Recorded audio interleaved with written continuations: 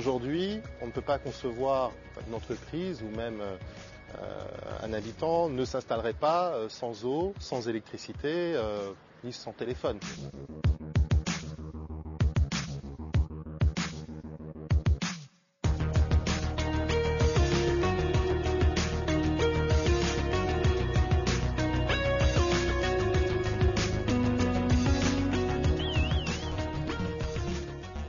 Je crois qu'effectivement, aujourd'hui, ces nouveaux moyens de communication, c'est qu'il n'y a plus de dimension au monde et bientôt plus de dimension à l'univers. Et c'est en ça, je crois, qu'il y a un progrès phénoménal qui vient de s'ouvrir. Et je me réjouis effectivement encore à l'avance que notre territoire charentais puisse être participant à cette évolution.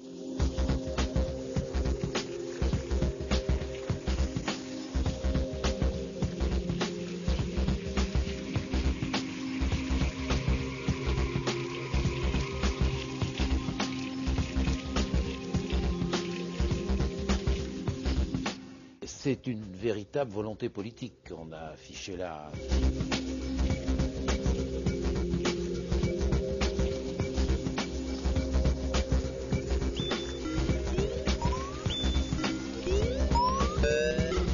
L'enjeu à créer ce réseau très haut débit était essentiellement un enjeu économique. Aujourd'hui, toutes les entreprises vont être concernées par le très haut débit. Le réseau en lui-même fibre directement 28 zones d'activité sur toute l'agglomération. C'est 120 km de fibre optique donc, qui relie les 15 communes qui composent la communauté d'agglomération du Grand Angoulême. C'est aussi près de 200 sites publics privés raccordés directement en fibre optique.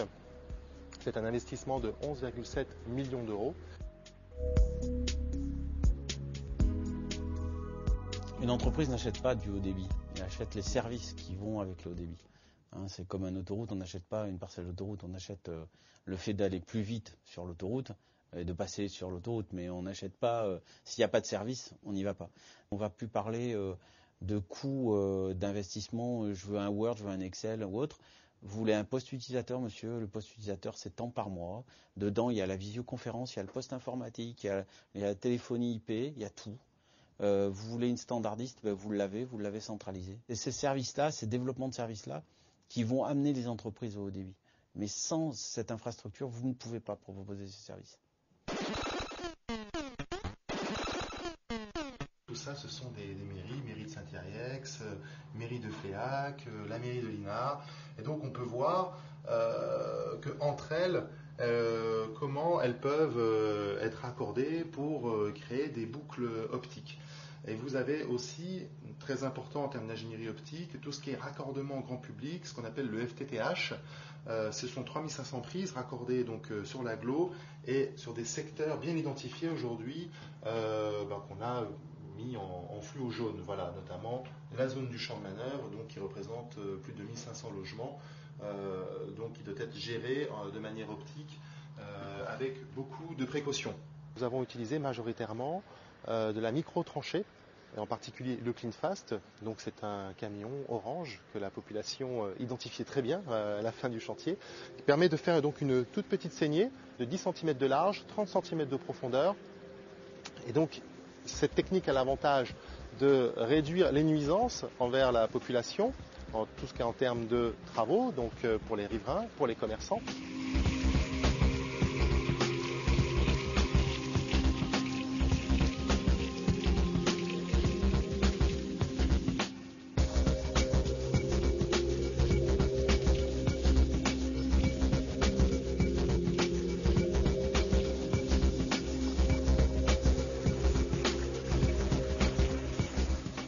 C'est la télécommande pour la route. C'est lui qui dirige tout le camion. Quand on a du bon terrain, il faut compter 80 à 100 mètres heure. Vous faites la tranchée, vous posez les fourreaux dedans, donc ce sont 3 gaines plastiques. Vous rebouchez avec un béton autocompactant et après vous pouvez tirer la fibre optique à l'intérieur, dans un deuxième temps. Évidemment, entre chaque section de fourreau, vous avez des chambres télécom d'où partent les raccordements.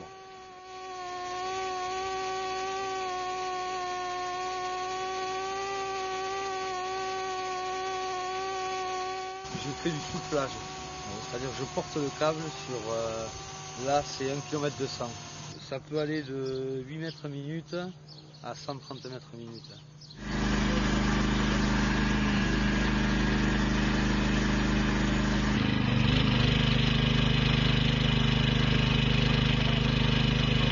Là, on est en train de faire la préparation des fibres pour les fusionner.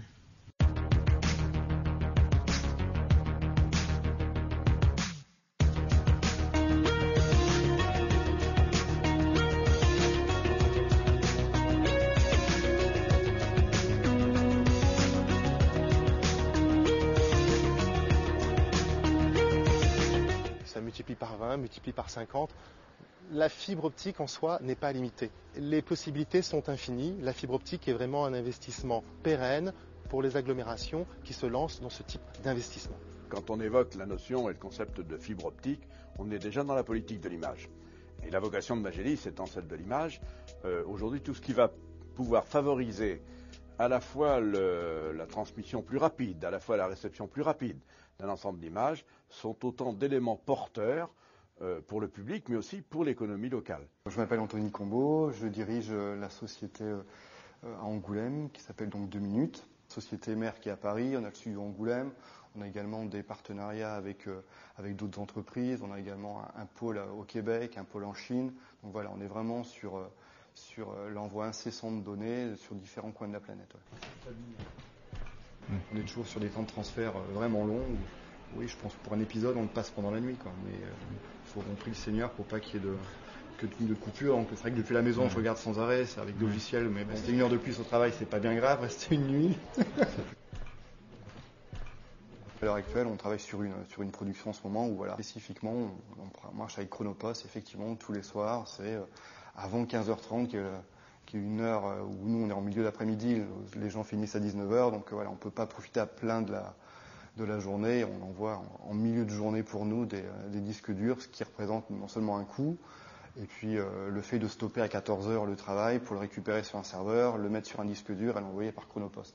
Donc effectivement, oui, c'est assez archaïque à la rigueur comme procédé.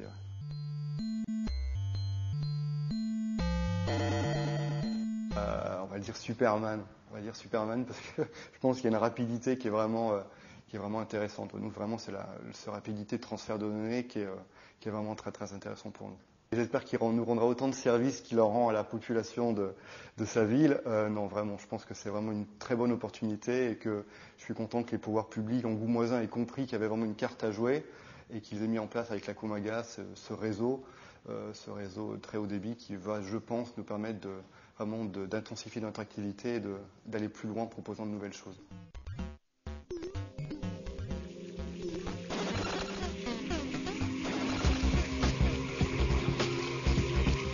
C'est vrai que ça a fait naître un espoir et que certaines entreprises, vous avez des entreprises comme Leroy Sommer, c'est quand même une entreprise énorme pour eux. Ce sont des gens qui travaillent à l'international, qui ont un besoin de très haut débit, donc qui se réjouissent que ce réseau soit activé d'ici quelques temps.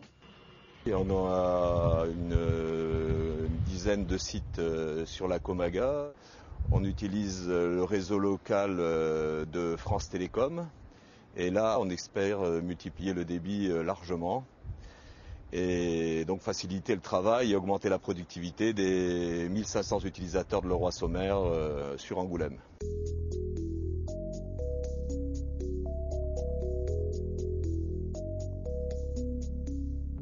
Je pense sincèrement que sans haut débit, aujourd'hui, ce serait très difficile d'avoir un essor économique. On peut par exemple organiser une réunion de plusieurs personnes à travers la vidéoconférence grâce au haut débit.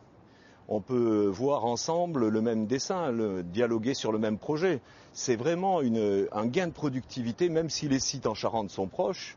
C'est un gain de productivité énorme et je crois que c'est indispensable à l'essor d'une société. Aujourd'hui, personne ne souhaiterait reprendre l'Internet à bas débit à son domicile.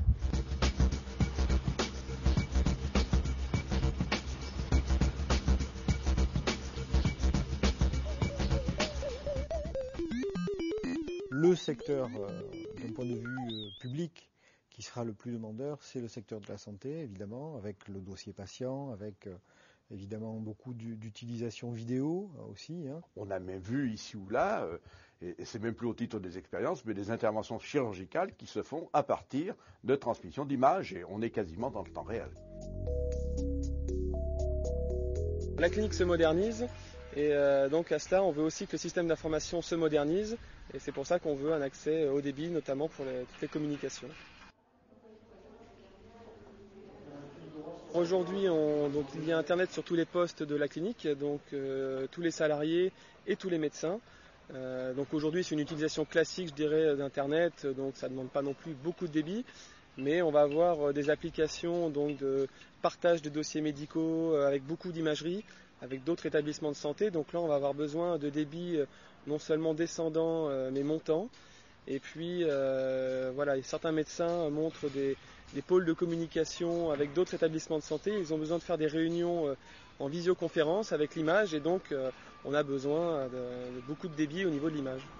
La seringue électrique est finie. Alors ça c'est un réseau interne à la clinique, mais il faudra qu'on puisse avoir un accès donc haut débit sécurisé pour pouvoir échanger éventuellement ce dossier informatique du patient avec d'autres établissements de santé, avec d'autres médecins traitants, médecins spécialistes qui sont extérieurs à l'établissement. C'est ici qu'arrivera directement la fibre du réseau Solstice. On sera directement câblé dans le local informatique et on aura accès à Internet grâce à l'appareil mis en place par Solstice directement à côté des serveurs.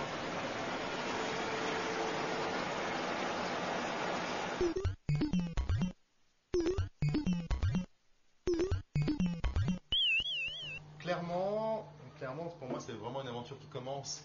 Là, il y a eu un temps fort, qui est donc la construction du réseau, donc qui a pris 18 mois. Aujourd'hui, le challenge, c'est bien le contrat de concession, donc sur 20 ans, pour l'exploitation et la commercialisation. C'est aujourd'hui que les services sont disponibles et que l'on va pouvoir justement sentir, voire apporter le haut débit. C'est un très haut début. La barre est mise au haut, quand même, et je pense véritablement que c'était le bon choix. Il est évident que ce qui se fait aujourd'hui pour le secteur d'Angoulême est un élément qui positionne cette agglomération dans le peloton de tête, non plus des innovations technologiques, mais de leur mise en application pour des innovations économiques locales. On est dans une évolution forte et indispensable et conséquente.